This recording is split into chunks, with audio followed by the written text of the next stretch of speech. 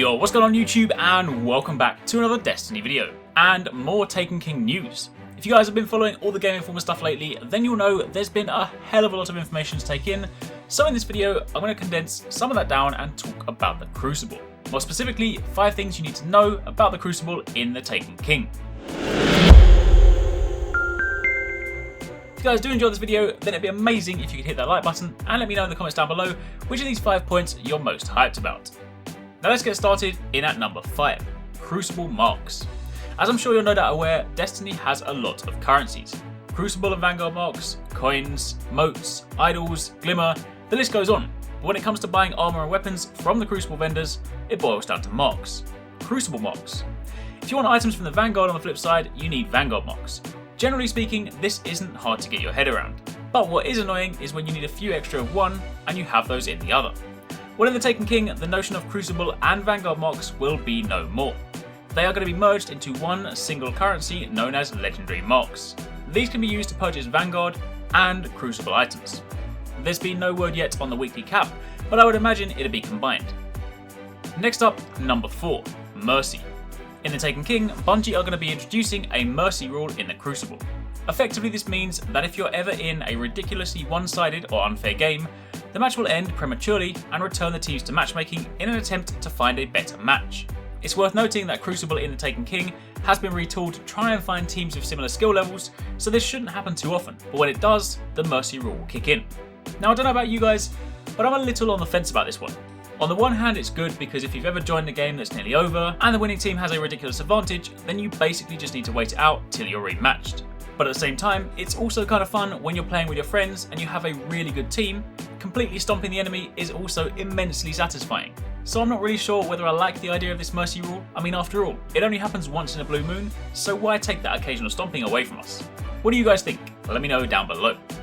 Moving on to number 3, maps. The Taken King isn't your usual size Dark Below or House of Wolves-esque expansion. It's practically a new game, and that means lots of new stuff. And in the Crucible, that translates to a whopping 8 new maps. You've probably seen 4 of them already if you've caught any of my gameplay from either E3 or Gamescom, but thanks to Gameinformer's article from Thursday, we now get a glimpse at the other 4. And they look so awesome. In this video, I'll show you guys some screenshots, but if you want to see gameplay, then I'll link you to the Gameinformer article down below. The 4 you should already know about are Bannerfall, Frontier, Crossroads, and Sector 618. Bannerfall is set in one of Destiny's towers. It's not the tower, as in the one that we frequent, but it's a tower. It's a medium-sized symmetrical map, and it works really well for games like Control and Rift. You then have Frontier, which also takes place on Earth, far outside of the city perimeter. It's got a somewhat mirrored layout, but it's a pretty small but long map. It's got some pretty clean sightlines down the 3 main lanes, so it's great for sniping. Then you have Crossroads, probably one of my favourite of the 4 maps I played, mainly because it's got man cannons. This one takes place on Mars, in and around a Vex structure, and it's a fair bit bigger than the others. It's separated into 2 main areas, the core island, or landmass, and a smaller one which you get to via the correctly named teleporters, but really, let's be honest, they're man cannons. And finally you have Sector 618, which is actually the PlayStation exclusive map. It's quite a tight close quarters map with lots of floating platforms and tight corners. It's pretty good for mayhem simply because there's invariably always something around the corner. Then as for the 4 new maps, you have Ghost Ship, Exile, Memento, and Vertigo. Ghost Ship is our first map set in the Reef. It takes place on a fallen ship in the wake of a hive attack, and it's the smallest map in the Taken King. It's got a symmetrical layout, and because one section of the ship has a hole torn in it, there's actually noticeable low gravity which causes debris and dead bodies to float. Exile, on the other hand, is a hive prison cell that sits inside Arekkz's ship that orbits Saturn. The layout is much longer and narrower than most Crucible maps, and is said to be particularly strong for Control and Clash. As for Memento, we once again get to return to the European Dead Zone for another Gears of War style map. The layout is roughly triangular, and in the middle there's a large courtyard. And finally, my favourite map judging by the Gameinformer gameplay, Vertigo. This is set back on Mercury and takes place in another Vex structure. There's some Cabal architecture bolted on the side from a previously attempted expedition, and it looks like quite a vertical map, but the layout is symmetrical. Then coming in at number 2, weekly Crucible Bounties. In the Taken King, on top of the usual daily Crucible bounties, there will also be weekly bounties for both Crucible and the Trials of Osiris.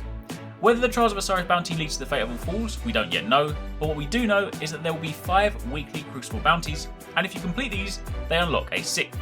and completing the 6th can reward you with either legendary or exotic items. This also means that for players that really enjoy the Crucible and are far more PvP oriented than PvE, this is yet another opportunity for you to get something more out of your Crucible experience.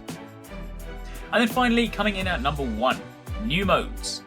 On top of the 8 new maps, we're getting 3 new modes: Rift, Mayhem and Zone Control.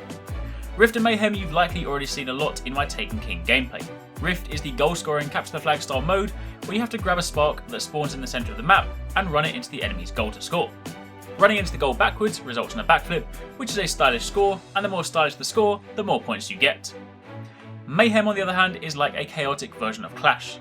Supers, grenades and melees charge at an increased rate, which means even if you don't get that many kills, you're still going to get about 4 or 5 supers during the match.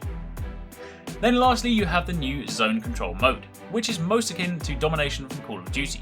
You have zones around the map that you need to hold, kind of like Control, only this time kills don't get you points. Points are earned exclusively by holding the zones. So while you can and will need to kill your opponent, this mode is all about the objective. And that, my friends, is it. Those are my 5 things you needed to know about the Crucible in the Taken King. If you did enjoy this video, then it'd be awesome if you could hit that like button and let me know in the comments down below what you're most hyped for from the 5 points listed. Thanks again for watching, take it easy, catch you next time, peace out.